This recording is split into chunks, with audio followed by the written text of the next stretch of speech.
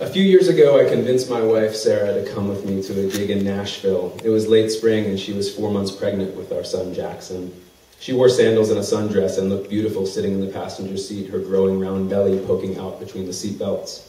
We were coming up from Atlanta, and the fuel indicator went on near the lakes around Chattanooga.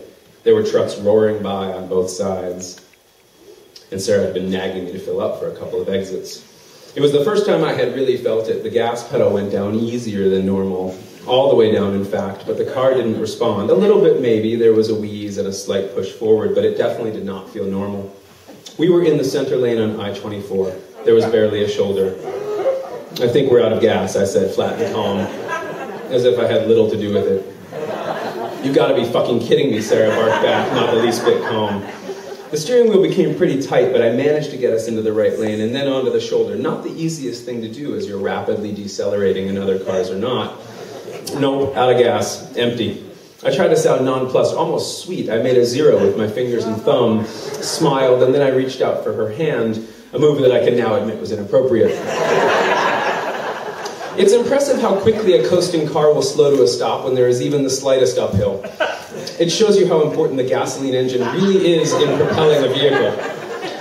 I was trying hard to make as little of the situation as possible. It's fine, I'll just run up to the exit, I said with confidence as we inched to a stop in the car-wide shoulder.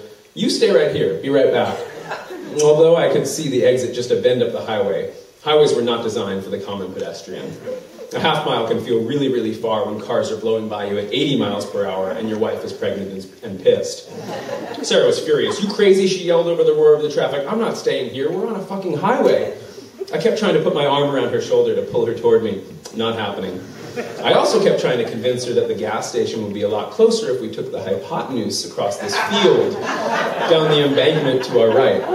People always laugh at that, and I don't know why. Still, I still hold with it. But Sarah didn't like how it looked. No way, she said. We have no idea what's in that field. I wasn't sure what she was afraid of, but I knew better than to argue, and so I held my tongue. It was a good decision. After maybe a minute of walking, a beat-up Buick took pity on us and pulled over. Y'all need some help, a lady hollered back at us, her head poking out from the passenger side window. Her southern drawl was basically unintelligible. You ran out of gas, Sarah shouted back, waving her thumb in my direction. And it was true, it was my fault, not ours collectively. Still, the third-person pronoun stung a little. We squeezed in between two extremely large children of undeterminable ages. I remember accents so southern and strong that there was little point trying to talk. And I also remember that Sarah, who isn't normally very talkative among strangers, couldn't wait to chat it up with them, as if after driving for 2 hours with me, she finally felt she was among people she could relate to. This wasn't his first time, you know, Sarah announced immediately as I closed the door. He's always almost running out of gas. The entire few-minute drive involved them collectively ridiculing me and suggesting that Sarah would be better off making her way alone in the world, or staying and raising our baby with them.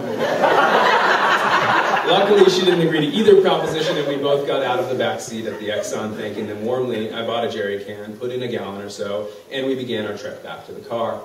This time, the temptation to cut across the Wendy's parking lot and out across that field was too strong even for Sarah. We set off. It seemed like a good idea for the first 5 minutes or so. The grass was long, and there was a strange and unique post-industrial American beauty to the scene. And there we were, holding hands now, as Sarah had finally begun to soften, smile a little, and let me back in, walking across this oddly empty expanse of unused grassland, a vintage leather handbag in her other hand, a red plastic jug of fuel in mine. This postmodern calm ended when the field started to get a bit wet. Marshy is a word one might use. The marsh quickly turned to bog, and the bog became more or less like a sunken swamp. At first we figured it was just going to be a couple of puddles, a wet patch. You figure something like that will dry up, and so we forged ahead. But then before we knew it, we were in deep enough that it was really unpleasant. We were too far in to turn back. Needless to say, Sarah dropped my hand. She slogged on ahead. Who knew what we were walking through? Up until that moment in Sarah's pregnancy, I had been worried about anything and everything she breathed. Anything she put into her mouth, anything that touched her skin or went into her hair. Now I had led her into the runoff from a major interstate, a few fast food restaurants, a couple gas stations, and Lord knows what other kinds of crap. When we came to the base of a hill above which was the highway and our waiting car, the land began to dry out. Thank God, I shouted up at Sarah. She didn't respond or even look back. She was waiting for me, arms at the hips, looking off toward the hill and sort of shaking her head. There's a frickin' fence here, she screamed. It was low enough to scale, But there was this small strip of barbed wire curling on top of it. It was just barely barbed, but it was barbed. Should we go back? I asked nervously. She said, hell no, and without hesitation chucked her sandals and bag onto the other side, then up and over. Man, I was in love with her.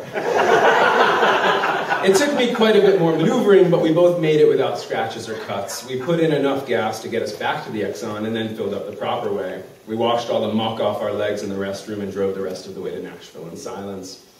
A couple years went by without incident. Our first son was born. We moved to New York, then we moved to Corsica.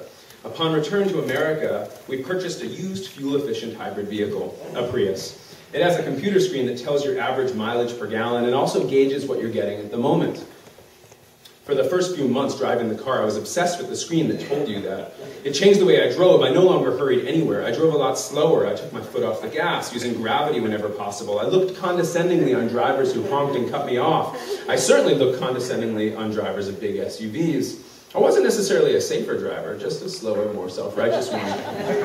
My habits pissed everybody off who drove with me. Feels like we're in a golf cart, my bandmates would say.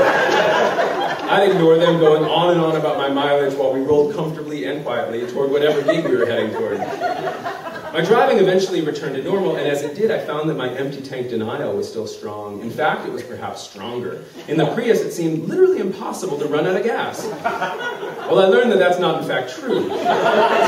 It may take longer to reach it, but even a Prius has a last drop. And that's a tale for another time, however, but it is worth mentioning that SUV and truck drivers really enjoy seeing someone filling up a Prius with a jerry can.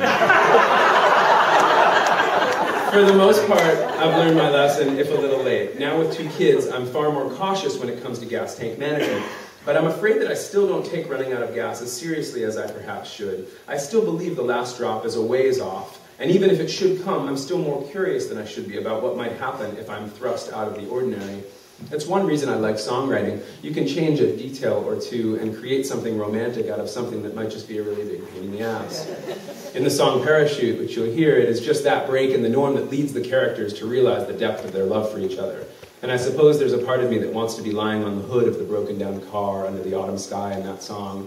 But I don't think that that sort of romance is only possible in fiction. And maybe that's why I still don't see the refuel indicator in as urgent a light as I should. I can't seem to quite kick the curiosity of the unknown, wondering if we'll make it to the next exit, and if we don't, what will await us on the side of the road. I'm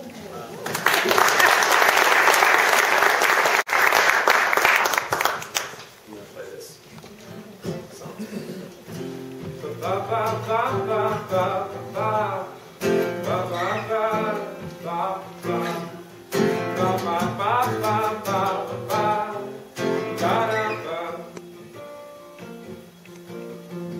Driving back Massachusetts in your daddy's car, top down, we saw all the sky. I've been waiting for the fall to get back where you are. Top down, talk about it all. Top down, top down. Your heart is like a parachute. It only opens when you fall. Driving back to Massachusetts in your father's car, broke down. Yeah, we broke down. Lying back against the windshield, cars were blowing by, and you cried, wrapped up in my arms. You cried, your heart is like a parachute.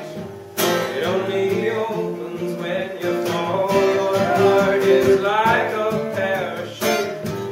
It opens when you're falling down. But with me, I'm falling down. Don't let me pull you over.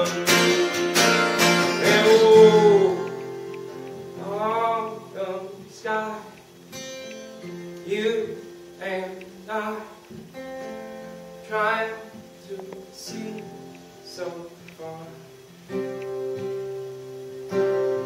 Oh, you and I, autumn sky, trying see too far.